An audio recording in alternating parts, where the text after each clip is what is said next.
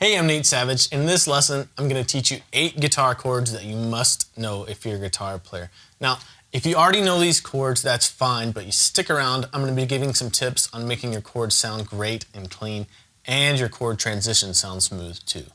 Now, I believe it was the great Chet Atkins that said, "I never made a dime above 5." And he was referring to the 5th fret on that. And one of the things he was talking about when he said that was open chords. He was referring to open chords. And Chet Atkins, being the virtuoso that he was, him saying that I never made a dime above 5 is awesome, because it should tell you the importance of these open chords that we're going to learn in this lesson. They're really important for your career as a guitarist. The 8 chords we're going to be tackling in this lesson are G major, C major, D major, F major, E major, A major, E minor, and A minor.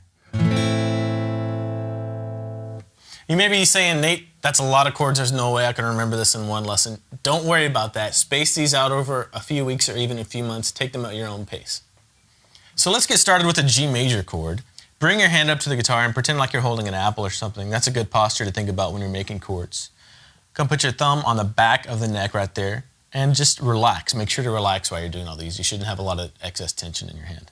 Now, when you're making this G major chord, you can either use the first, second, and third fingers, or you can use the second, third, and fourth fingers. I would really encourage you to use the second, third, and fourth fingers. I'll show you later why, but for now, try it with the second, third, and fourth. If it's too hard for you for right now, you can use the first, second, and third. Okay, come and put your third finger on the 3rd fret of the low E string, and you want to notice a couple of things. I'm coming right down on the very tip of my finger. I'm not being lazy and letting my finger hang over like this. That's a really important part of making chords. You want to come right down on the very tip of your finger. You also want to notice that my finger is right behind the fret wire right here. So those two things, come down on the very tip of your finger and try to come right behind the frets too. So that's your first note. Second note, second finger on the 2nd fret of the A string right there. Again, very tip of your finger. Now your pinky is going to come grab the 3rd fret of the high E string, right behind the fret, right on the tip of your finger. Strum all 6 strings. And like I said, you can make this with your first, second, and third fingers if that's too hard for you. But I would really encourage you to use your second, third, and fourth fingers.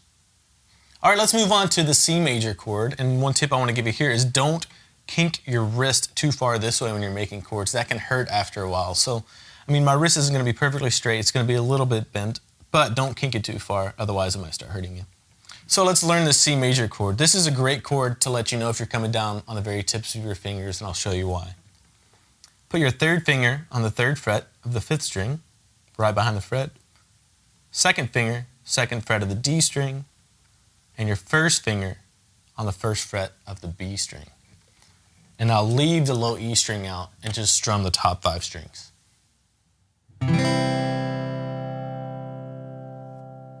Now, that sounded good, right? There were clear notes, no buzzing. Now watch as I just barely adjust my posture on my fingers, and don't come down right on the very tips of them. Listen to this now. Almost all the notes in the chord disappeared, so that is a great chord for telling you if you're working on coming down on the tips of your fingers really good or not. The reason I wanted you to make your G chord with your 2nd, 3rd, and 4th fingers is this right here. You're going to be switching between a G and a C chord a lot when you play guitar. And watch this change right here. Here's your C. I'm going to go right to a G. Not that big of a change if I use my 2nd, 3rd, and 4th fingers. If I use my 1st, 2nd, and 3rd fingers, I have a big change that has to take place. It's a lot harder to make that switch.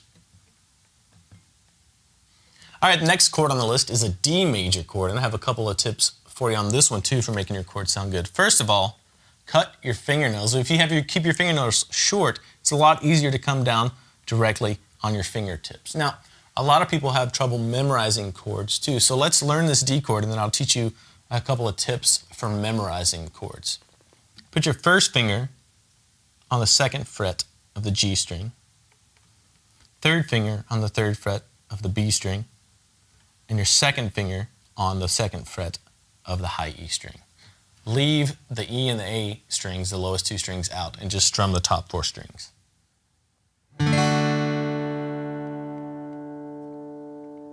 And you'll notice my fingers aren't coming directly perpendicular to the strings. They're kind of off at an angle here. That's one thing that kind of helps get your fingers in that kind of tight little space that you have to make for this D chord. All right, let's talk about memorizing guitar chord shapes. Two things that you can do to help you memorize stuff faster, shapes faster, is to actually look at the chord and memorize what that chord looks like. A lot of you are probably going to be looking at chord diagrams on paper or on a computer screen, right? And you can visualize it like that, but looking at the chord, actually looking at it, memorizing what it looks like, is a great way to help you remember that chord. Also, you know what? Put that chord on and don't look at it at all. Just think about the way it feels and try to memorize the way it feels. The more ways you can attack memorizing something, the better chance you're going to have at remembering it. The next chord we're going to learn is an F major chord, and people get kind of scared when they hear F major chord because most beginners usually learn an F as a bar chord, but this F I'm going to teach you is a lot easier. It's only a 3-note chord, so you shouldn't have too hard of a time with it. Put your third finger on the third fret of the D string, second finger on the second fret of the G string, and your first finger is going to go on the first fret of the B string. And those are the only 3 notes that you're going to play, the D, G, and B strings. The next chord we're going to learn is an E major chord, and I'm going to go through some tips with you on this chord about making your chord transitions smooth. I get a lot of people emailing me, Nate, my chord transitions are just terrible. What's the problem here? Well, a lot of times people will try to start transitioning between chords before they actually have the chord that they're working on learned properly. So let's learn this E major chord, and I'm going to give you some tips for really solidifying chord shapes in your head. So put your second finger on the second fret of the A string, third finger on the second fret of the D string, and your first finger is going to come grab the first fret of the G string. Make sure you're coming right down on your fingertips, and make sure you're getting as close to the fret as you can there. Strum all 6 strings.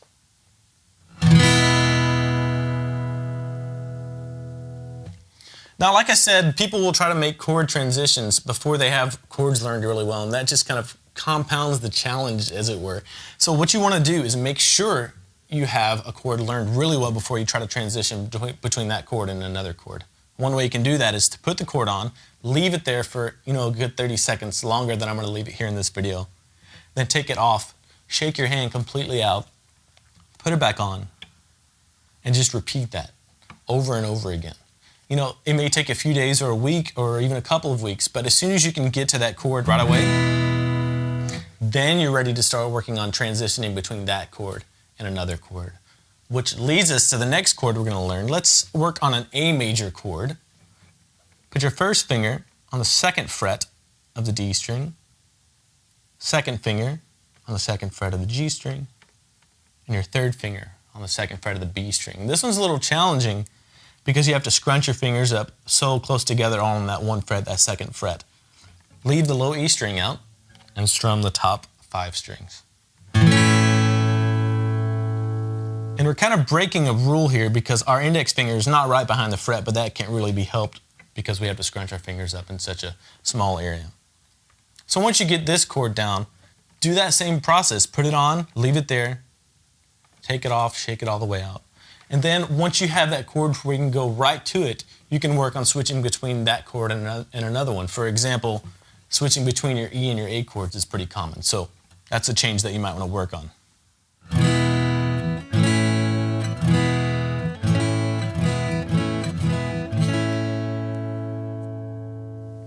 All right, that brings us to our 2 minor chords that we're going to learn. And they're pretty easy because we only have to switch one note or change one note from their major counterparts. So, for example, if you have your E major chord that we just learned,